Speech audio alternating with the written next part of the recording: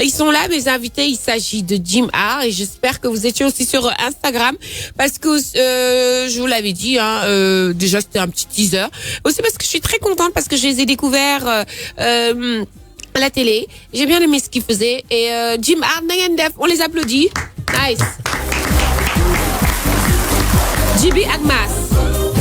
Nous l'avez. Ouais, mais cool, nice. JB Agmas, je tiens à dire, on est en YouTube live d'ailleurs, les amis. Facebook. Okay. Oh, moi je n'aime pas Facebook. Je vous l'avais dit, je n'aime pas Facebook. Oh non, Toignan-ma. Bon, on est en Facebook live, les amis. Pardon, c'est pas pour vous, les gens sur Facebook. C'est pas pour vous. On est en Facebook live avec JB et Mas de Jim Art. Alors, gars, na ngeen def? Yeah, ñoo ngi fi gars. Sant ko tedd ki. Hyper méga stylé. J'adore couleur yi ngeen am ba pare dafa ànd ak kii bi quoi. Na ngeen tey ak lunettes yi tout. Non, style bi. On vous dit toujours que na ngeen am style. Alhamdulillah, oui, si, de temps en temps, gars yi wax ñu ko. Parce que artiste, il faut avoir une identité. Oui. Artiste da nga war am say bagage bopp quoi. Voilà, ça c'est vrai, ça c'est important ça. Un artiste vraiment, c'est pas que chanter, présence, style, c'est très important. Alors gars, aujourd'hui, on est là aujourd'hui pour parler de vous. C'est lu ngeen di def ak foo leen jóge. Bon, Jim Art, c'est qui? Vous venez d'où? Racontez-moi. Waouh, belle question. Donc Jim Art, ce sont deux jeunes qui viennent donc de la région de Tamba. Ouais. Donc JB et Mans, ce sont deux frères de même mère, même père. Ouais. Donc dans le département de Goudiri, à 115 km de Tamba. Voilà, donc nous sommes issus d'une famille griotte. Waaw, dinañ ko boole ci français ak wolof ak alpulaar yëpp. Voilà, pour permettre aussi à nos auditeurs de comprendre exactement ce qu'on veut dire. Waaw, ñu jugee foofu noonu ci benn famille wax dëgg yàlla ngéwél gu mag. Ba mal da koy woy Njënguma Tumaane. Voilà, donc voilà, je crois que la biographie elle est là. Jim Art, JB Mans, donc J en bambara symbolise l'eau, l'eau source de vie. Et voilà, M Mas encore une fois de plus, Al-Ma'ou en arabe qui signifie l'eau. Donc sans l'eau, il y a pas vie. D'accord. Donc l'art dans sa globalité, c'est ça Jim Art. Ah ben j'aime beaucoup. Je savais pas que J en bambara ça voulait dire eau. Et donc aujourd'hui les gars, est-ce que y a un album qui est sorti? Comment ça se passe? Kan moo leen découvrir lan moo tax ba ngeen def musique à part le fait que vous venez d'une famille musicale. Lan moo tax tey vous avez décidé ngeen fël en fait. Waaw, en fait ñun dañoo ñëw rek maanaam la musique c'est dans le sang quoi. Oui. Donc à part comme ni nga wax ni lien conjugal maanaam côté griotte bi. Xam nga sa papa mën na doon géwél wala waykat loolu taxut nga doon waykat. Oui. Donc ñun daal dañoo def suñuy jéego def ay recherche donc musique bi noonu la ñëwee. Voilà, noonu la ñëwee ak suñu benn grand bu nekk au niveau de Goudiri. ñu ngi koy ñëw de passage muy Moussa Ndiaye. Donc presque moom moo ñu def lii quoi ci lu bari ci lu ñu nekk tey mooy Jim Art bi. Ok, oui, vas-y. Voilà, juste je voudrais faire une dichotomie entre l'artiste et le griot. Voilà, ce sont deux choses yi nga xamante ne bokkul. Il y a l'artiste, il y a le griot. Donc art bi da nga koy jàng gëstu ko. Ba pare def ay recherche comme on dit parce que c'est du sérieux quoi. Ouais. Voilà, ñun li ñuy def on vise l'international. Oui. On fait de la world music. Oui. Voilà, donc liggéey rek. Waaw, liggéey lañ ci jublu et puis voilà. D'accord. Ok. Aujourd'hui, vous allez jouer aussi pour nous. Pourquoi j'ai tenu à ce que aussi ngeen ñëw? Parce que les Dakarois, en fait, ils ont plus la chance d'être découverts. Ils ont plus la chance d'avoir un réseau que waa jeune ou région Sénégal. Par exemple, hier, on a reçu Gounéi de Saint-Louis. Il y a énormément de talents dans les régions. Mais fii, on n'a pas un scout, un dénicheur de talent. Boo xamante ni jaral na ko mu passer toutes ces journées si talibi di dugg de village en village, de région en région, de quartier en quartier pour découvrir perles rares bi. Et tey vous aujourd'hui ce que j'aime bien c'est que cette identité culturelle bi c'est vraiment mis en avant aussi bien dans les clips que si c'est une musique bi. Comment vous êtes arrivé ici à Dakar en fait? Naka ngeen def parce que kenn moo leen ne mais finalement mieux vaut ngeen ñëw Dakar ngeen def lu ngeen war a def wala comment ça s'est passé? Merci pour cette question. Ñun d'ailleurs man j'ai eu mon bac en 2011. Lui moom tamit am na BFM première la bàyyi. Donc man voilà j'étais venu ici pour aller à l'université mais finalement yàlla dogalu ko Donc, mais j'alliais les deux à la fois, quoi. C'est-à-dire les études et la musique. D'accord. Voilà. Donc, bi mu ñëwee fii, donc, j'avais un prof, ma ko de passage, Monsieur Wade. Il me disait, donc, au lycée, une fois le bac, il faut aller à l'école nationale des beaux-arts parce que yow, voilà, quoi, tu as le talent et puis dafa am li nelaw ci yow. Donc, war a yee, quoi. Dédicace à ce professeur d'ailleurs parce que prof yu bëri dañuy bàyyi ay xale am passion ñu bàyyi leen noonu au lieu ñu encourager leen. Absolument. Ouais. C'est quelqu'un boo xam ne dama koy remercier du fond du cœur parce que jàpp na ci carrière u Djiby. Voilà bi ñu ñëwee fi nag xam nga Ndakaaru comme ni nga ko waxee yow it ñu lay gërëm. Parce que c'est pas évident. Vibe Radio c'est une grosse radio, machallah, c'est une grande radio. Tey nga may ñu chance par le biais de le grand Ibrahim Silla. Et il est à l'écoute actuellement. Moi, sama yaay Sekourou. Il vous fait un gros bisou. Ok. Donc, affaire yi c'était pas facile. Comme ni nga ko waxee, si vous venez donc hors site, soo ñëwee fii donc il va falloir donc avoir la tête sur les épaules, se donner à fond. Waaw yàlla dogal nag ñun depuis le bas âge, man dama mës a gëm li ñuy wax professionnalisme ak liggéey bu sérieux. Waaw. Donc en 2011, 2016, 2015, on a fait deux singles yi Goudiri ak Gawlo Arimas. Voilà, avec une vidéo. Donc voilà. Ok. Bah justement, on va regarder regarder. Bon, ça peut passer normalement sur le Facebook mais Nimoussi. Voilà, ça c'est le dernier single. Ouais, j'aimerais qu'on le mette d'abord. Et après on écoutera Goudiri.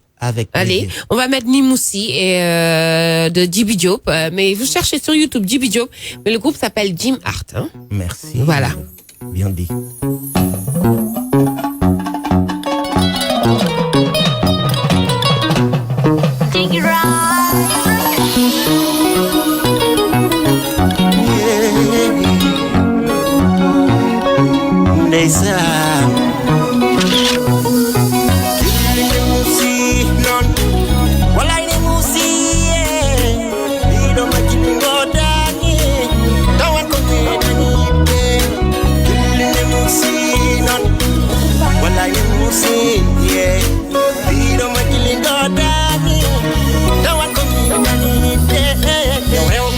Nobody here to me, oh, nothing give me wedding me. The way baby, nobody here to me, oh, nothing give me. Give mommy, Miranda Tama, I got to, we was so dark, I got to, sharing in the fair, we won't give me what the, on no more, we won't give me what the, on no more, we Mami, oh, bagel ni nexe, nonu dal tangé. Hande ko ñu wona kawloma, miru to ñu wona pambado mada. So yo nani ma, mi fijan ma, mi jalan ma. Kille musi, wona musi, kille musi sega, wona musi. Wallahi musi umulai nakta ya bamfo ngopikam wallahi wana kadio ko gili mi wodi mi wajie ono ma ko yeba gile la bande la moto ya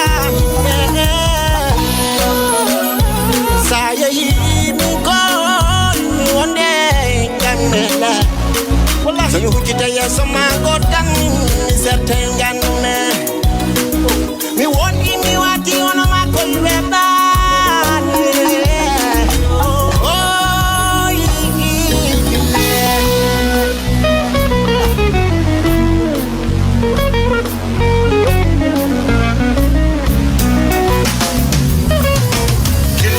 See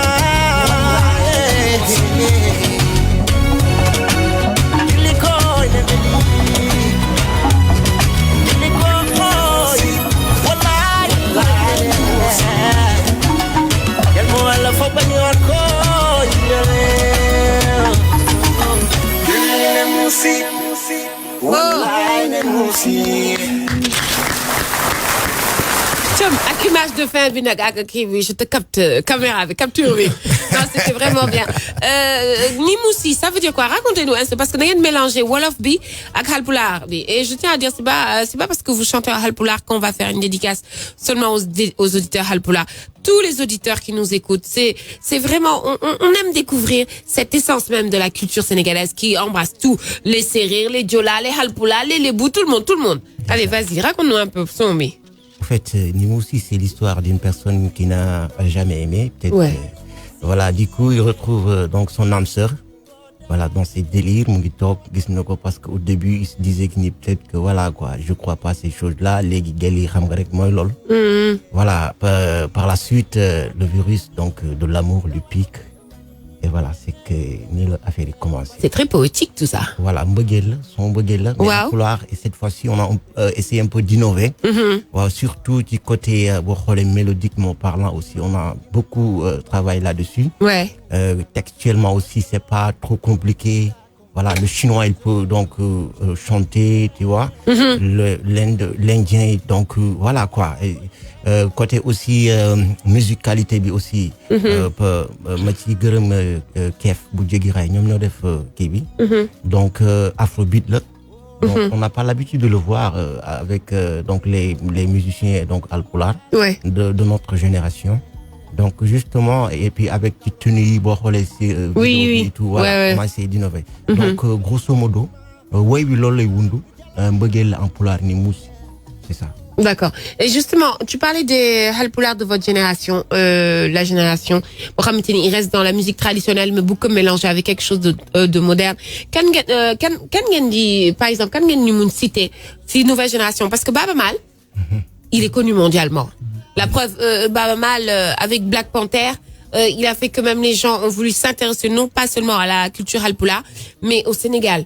Parce que il a fait partie d'un film c'était le plus gros film quand même d'un point de vue financier, d'un point de vue polémique et tout, Black Panther. Donc tay bo len gissé Baaba Maal yóbbu len ba fofu génération yu bees yi à part yéen kan ngeen ñu mun citer aussi ñu nar a ñëw. Il y en a plein. D'accord. Bari non mais je vais pas citer de nom mais c'est juste que ni gars yaa ngi bay seen waar. Ils font de très belles choses bon su ma cité dina am keneen ku ma mere mais ku ci mel ni sama grand Demba Guissé mu ngi góorgóorlu ku ci mel ni Kan Diallo sama frère mu ngi góorgóorlu sama grand Ousmane Gangué ils font d'excellentes choses ñoom Aliou Guissé voilà machallah la relève elle est là quoi voilà maintenant léegi nag li des parce que ñun on a ce que change bi ñu am mooy notre musique elle est exportable voilà donc doxuñu ci ay même bien que nag des fois il faut par exemple da ngay jaay say affaire commerciale bi et tout mais il faudra penser aussi donc ci texte yi tu vois parce que woy bu diglewul yeetewul du ay woy donc ñun loolu la ñuy mettre en avant gars yi tout le temps del woy en wolof donc si on pouvait chanter dans toutes les langues du monde on allait le faire parce que la musique elle est universelle pour nous donc ñun ci loolu la ñuy yëngu ci loolu la ñuy dox la relève elle est bien là léegi nag il y a des gens qui font semblant de ne pas voir la relève. Voilà, c'est juste comme nous avons dit, nous dem ci boy jàppale leen, leur tendre la pêche. Et puis Sénégal jëm kanam ko. Mais justement ça c'est plus gros, c'est quoi la plus grosse difficulté? Parce que effectivement ici on va dire il faut que tu fasses du mbalax. Il faut que nga woy wolof. Alors qu'il y a tellement d'ethnies ici au Sénégal, de belles ethnies. Il faut faire le tour du Sénégal pour comprendre richesse culturelle bu ñu am ñun. Et malheureusement mbokk yi rek dañ koy def dañ koy yóbbu benn côté rek. Alors que tey par exemple cette musique, tu peux aller dans un hôtel en Russie. On va te mettre cette musique. Tu vois, dans un cocktail. Tu peux aller, ben soirée New York, ou ben soirée Washington. Mais montre-nous une musique, ça symbolise chez toi. Tu pourras pas leur mettre le mbalax parce qu'ils vont pas comprendre. Si tu leur mets autre chose, par exemple, des chants Sérères, des chants Joola, des chants halpulaar, ben, ils se disent c'est beau. Est-ce que tu vois ce que je veux dire? Mais je vous donne un exemple. Le groupe Touré Kunda en est une parfaite illustration. Voilà. 3 fois disque d'or, machallah. Et puis c'est dans leur langue, c'est dans la Casamance comme ça. On voit, et puis pas mal d'artistes aller faire que Touré, pourquoi pas? C'est une question de choix pour moi. Oui. Voilà. On peut faire du mbalax mais exportable. Exactement, parce que son papa Youssou Ndour, il l'a réussi. Oui. Maintenant, nous, est-ce que ce qu'on fait, parce que ici, d'habitude, les gars, ils écoutent plus, tu vois, le côté rythme, du côté, par exemple, aïe, kalame, vulgaire, je sais quoi. Voilà. Donc, le plus souvent aussi, il faudrait aussi les animateurs aident ces jeunes talents-là, parce qu'un animateur, il n'impose pas, il propose. Voilà. C'est à l'animateur, comme nous l'avons fait, maintenant, c'est au public de juger. Voilà. Mais système bi, dafa xaw nañ ma baal salté. Parce que si toutefois que ni sa papa nekul waykat, vous n'avez pas peut-être un certain, vous voyez, statut, gars yi duñ la mën a boole ci yenn bagages yi. Mais dans la vie, da ngay gëm li nga gëm.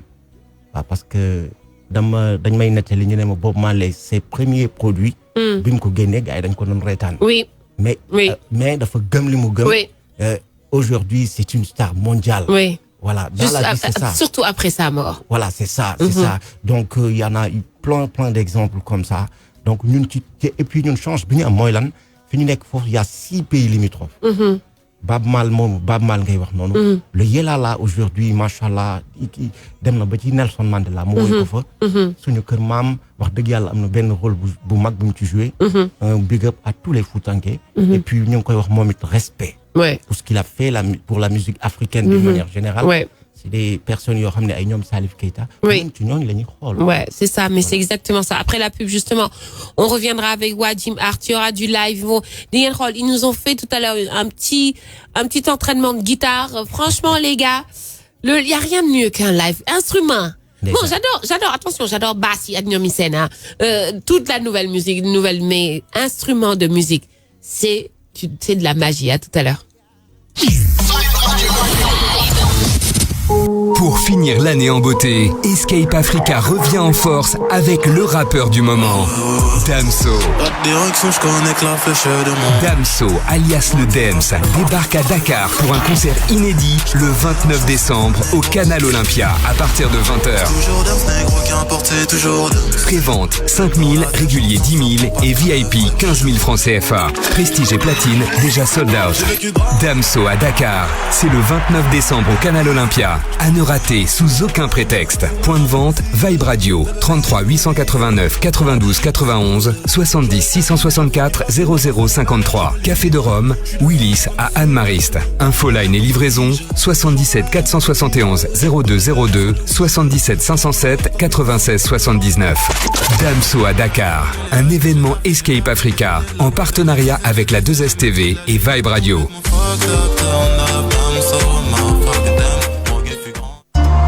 Judge présente son premier événement hip-hop, le Sebi Back Show. C'est ce dimanche 23 décembre au CSC de Sebi Kotan avec la révélation de cette année 2018, Town King. Au programme, des artistes de la localité et un show explosif des membres du label Judge, MJ l'original, Maman Black et le duo masculin Khalimata. Toutes les routes mènent au CSC de Sebi Kotan ce dimanche 23 décembre avec Town King pour le Sebi Back Show.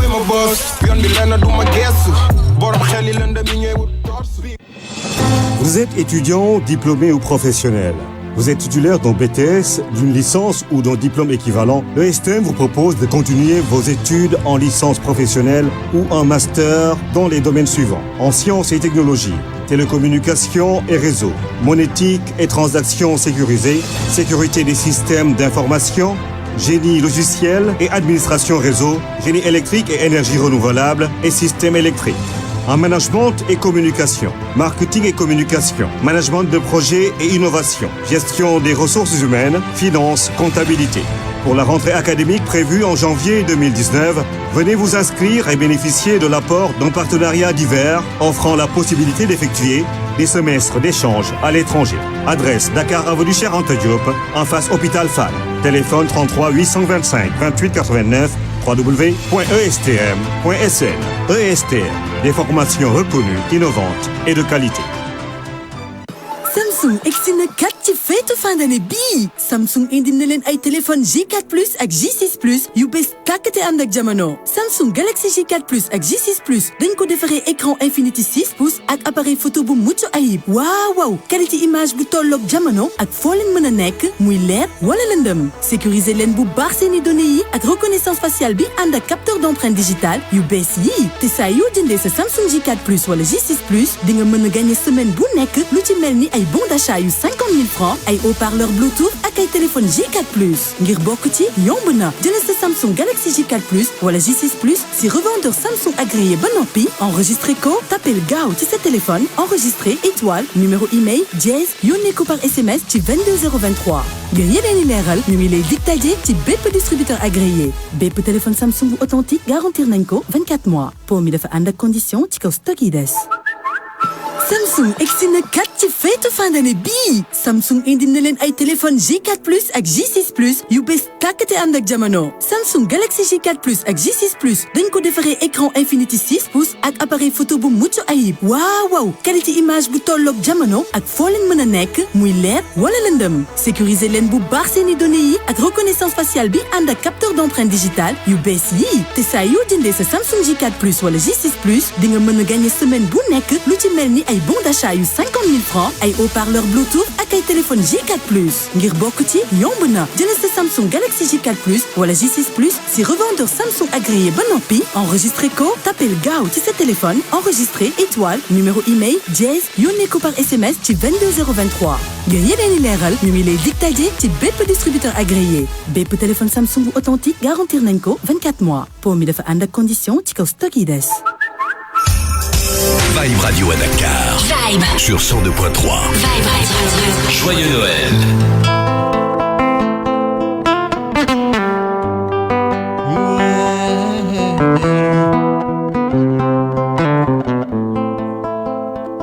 Jopo Adama Siliman Sire Samba Dembali Mukhtar.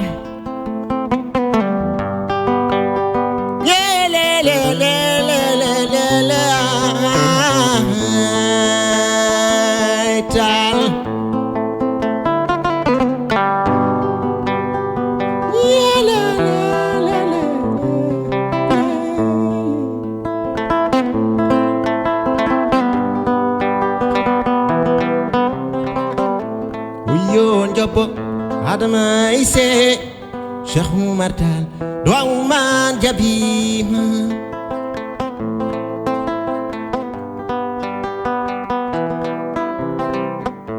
wuyo njobo Adama ise Cheikh Oumar Tall doomu man jabima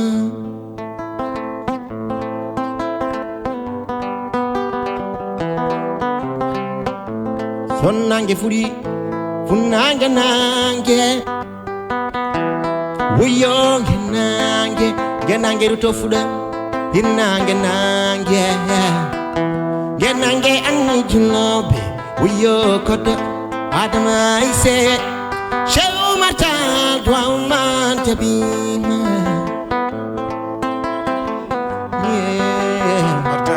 doomu man jabima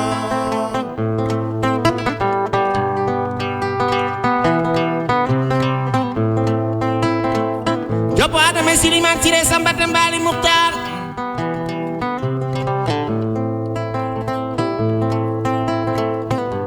min ko min mi dori yeta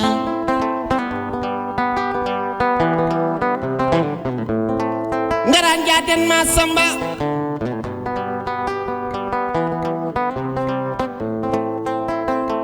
ngaran jaden Ibrahima Silla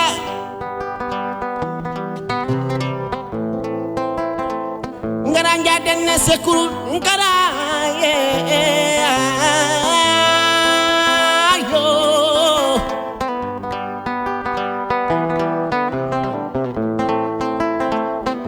ay ma dena be wallahi juni ma cerno me jalla wa ma jabi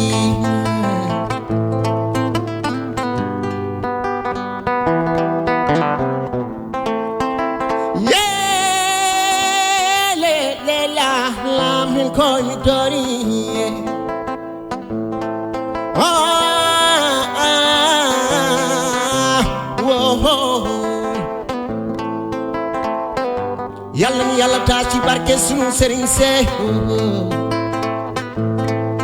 Boubacar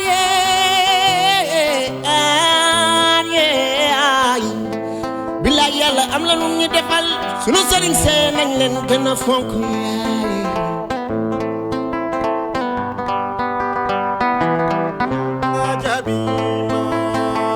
yàlla ñu yàlla taas ci barke sunu sëriñ see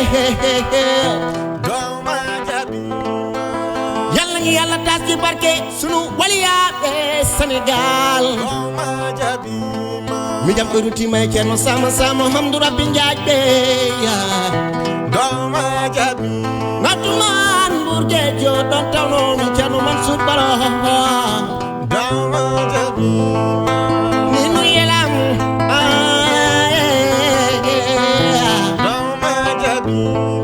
mi no di iba yo bitmayka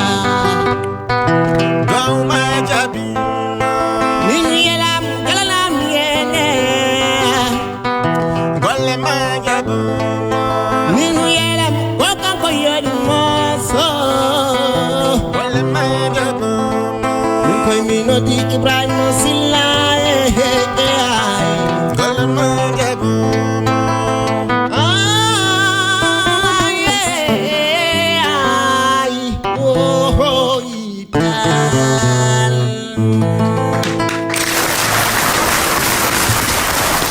J'adore ndeysaan am naa benn way bu ñu ne nii nu kontaan naa de jaaraama vraiment kontaan naa les gars je suis en direct sur Vibe Radio 102.3 vous êtes bien dans le Vibe Up et oui c'est ça aussi l'émission autant on peut passer de la trap music world music afrobeat on peut passer de la musique halpulaar séeréer joola c'est ça le Vibe Up c'est vraiment la connaissance c'est culturel c'est artistique et c'est surtout l'ouverture d'esprit tout comme moi hein.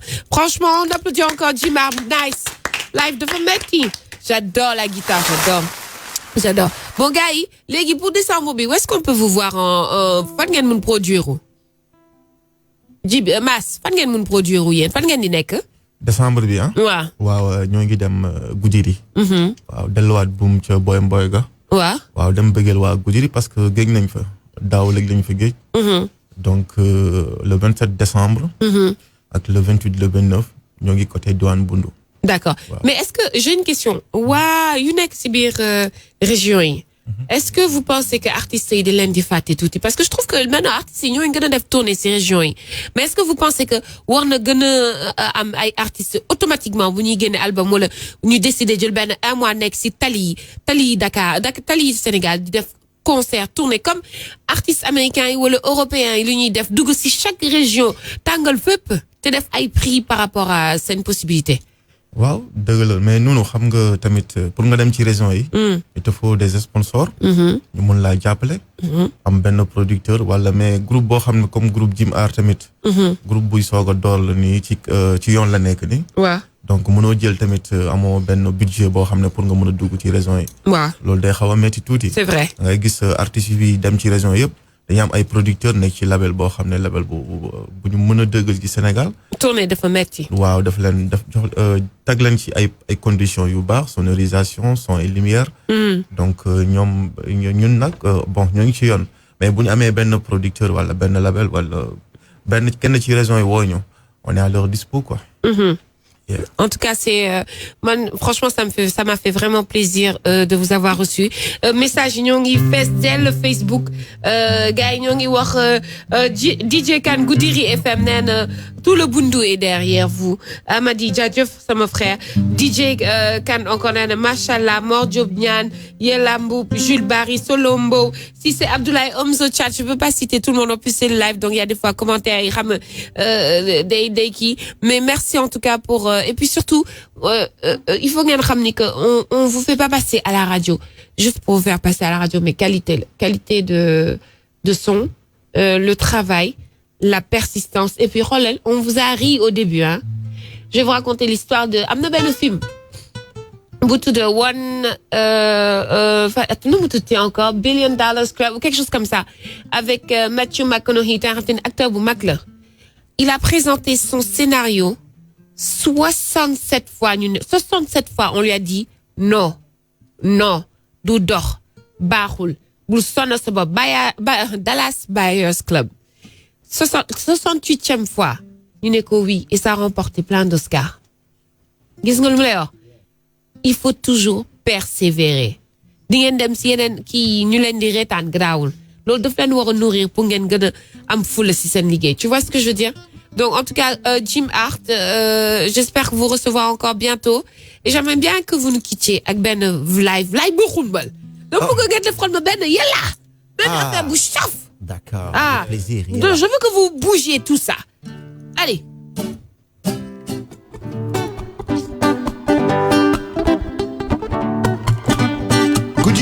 Modern Sénégal modern daro den lady den di la jango Gudidi modern Sénégal modern den lady den di la jango yatage Gudidi modern Sénégal modern daro den lady den di la jango yatage Gudidi modern Sénégal modern den lady den di la jango yatage ano banam de boy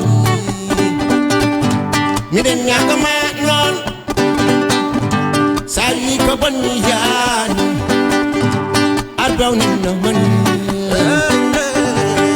ana banda gorko sali ko bon non mi den ñaga ma yar baw nan kala to mbaw da wonde non rina mi yar baw nan lady man Sénégal modern Sénégal modern daro den lady den di la jango etaki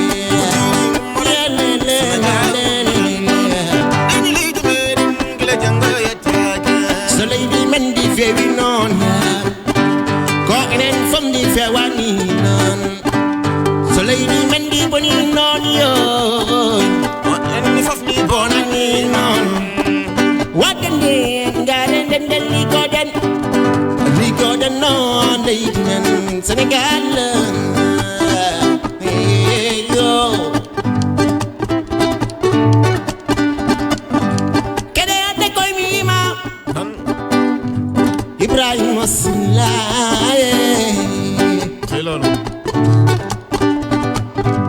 gorko dari doy gido manjata mo patamo habata silangari jama min koy min salmini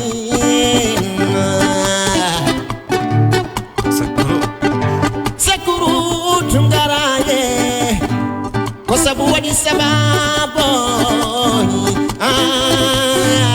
anisuye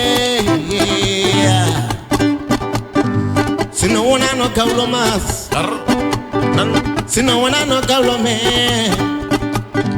hanki men koy simteta ke hanki men koy halteta ke gaulo ari gaulo anima ni gaulo ani asine gaulo mada ima kedo dan sinna wana no gaulo akine majayolo Ibrahima Silaye modern Sénégal modern daro den lady den ni gila jango etaki gila jango etaki nabe mino di futan kobe fula tupaka nabe Ibrahima Silaye mino yelam Alto iba wanye Vibe nani 102.3 Vibe radio ye Dilata Matangala gali Dilata Sare jogi yaraba Hollu gor kama jala wedo Sa ala yaraba Hollu gor kama diya follow Oh follow Ay ta Nagore yo sulla nexe jigéen ko rakita rakata kiss bravo xoolal rajo bi nii rek lii xoolal jug nañu sax xoolal ma lii ambiance nañu yaram yi franchement c'était 10 mars on applaudit encore en live sur Facebook sur Instagram sur Vibe Radio 102.3 gars yi merci beaucoup hein yëngal ngeen fii et n'oubliez pas vous pouvez revenir quand vous voulez merci beaucoup et bon courage pour la fin de l'année ak bu yàlla na leen yàlla ubbil buntu wërsëg comme ça gars yi gis seen puissance. Amin amin amin. Merci beaucoup Djiby Emma c'était 10 mars et vous pouvez retrouver encore le live sur le